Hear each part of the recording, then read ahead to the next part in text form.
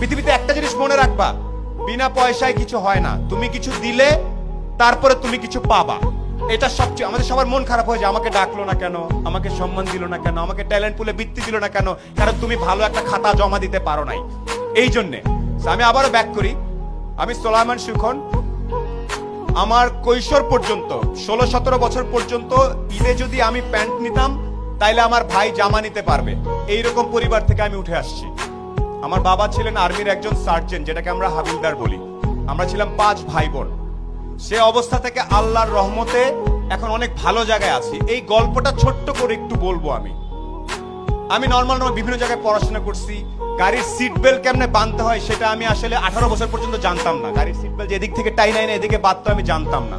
আমি জানতাম না ওই পারফিউমের নাম কি, এগুলো জানতাম না। এখন আমি একটা জিনিস জানতাম, একমাত্র জ্ঞান অর্জন করলে, একমাত্র পরীক্ষার রেজাল্টগুলো ভালো করলে সামনে কোনো না কোনো ভাবে আমার জীবনে পরিবর্তন আসতে পারে। এখানে পরীক্ষার রেজাল্ট ভালো কার কার আমি আওয়াজ শুনতে চাই। 13 থেকে 19 আওয়াজ শুনতে চাই ভালো ছাত্রছাত্রীদের।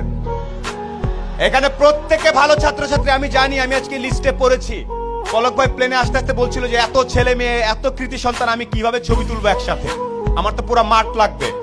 সিংড়ার মতো একটা জায়গায় এতগুলা মেধাবী ছেলে মেয়ে তৈরি হচ্ছে।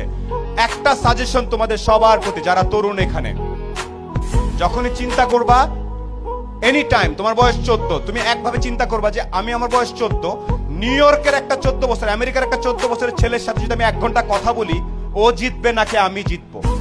এই স্টাইলে যদি যেতে পারো তাইলে তুমি একটা কিছু হওয়ার চান্স থাকে। না, অনেক আগে বলতে পারবো না ভাই, কেন আমেরিকার ছেলেটা কি দেখে, ও যা দেখে তুমিও তাই দেখো। ইন্টারনেট আছে না, আমি তোমাদের শেখ কামাল ডিজিটাল ল্যাব দেখে আসছি। আমি জানি এই